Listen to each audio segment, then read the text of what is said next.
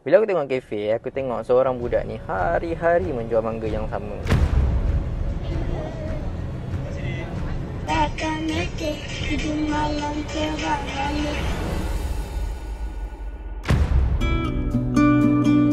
So guys, sekarang ni dah tepat pukul 11.20 malam. So aku ada few program hari ni dan a few kerja dekat KL. Lepas tu aku balik, aku nak tengok kafe. Bila aku tengok kafe, aku tengok seorang budak ni hari-hari menjual mangga yang sama. So aku macam, okay, aku decide lah. Aku cakap dengan dia, adik boleh tak kita deal? Adik nyanyi, abang beli 5 mangga yang adik jual tu. So maksudnya RM50 lah. Lepas tu dia pun setuju. Dan dia setuju, dia nyanyi depan aku. Lagu apa?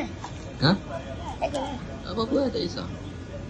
Dia cakap dia nak nyanyi lagu Taklah Boleh tu kan, lagu title FYP. Aku tengok dia ada kebolehan benda tu. Aku nak encourage dia supaya dia ada kebolehan untuk buat sesuatu kelainan. Bukannya sekadar klise yang pergi ke setiap meja, kak nak mangga?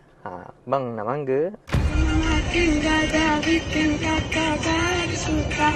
Dulu ada makan buat sarang rambut merah-merah.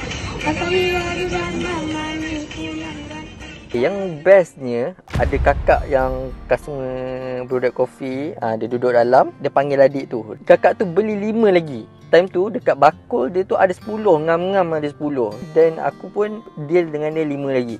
Dia terjual macam tu je. Memang sangat baik perancangan Tuhan tu. Aku nak encourage korang jangan jual benda yang klise, okay? Try kelainan. Aku bukannya sahaja nak viralkan dia, tapi ini adalah sebab bila kita di atas dan kita boleh bantu orang yang lain. So korang, kalau korang ada pengalaman yang sama, cuba korang try komen kat bawah. Kod-kod ada benda yang sama yang korang boleh encourage lagi, yang mana peniaga-peniaga perjalanan ni diorang boleh lagi maju. dia ada nona semakin mengalai. Kata hati sesai ada dia.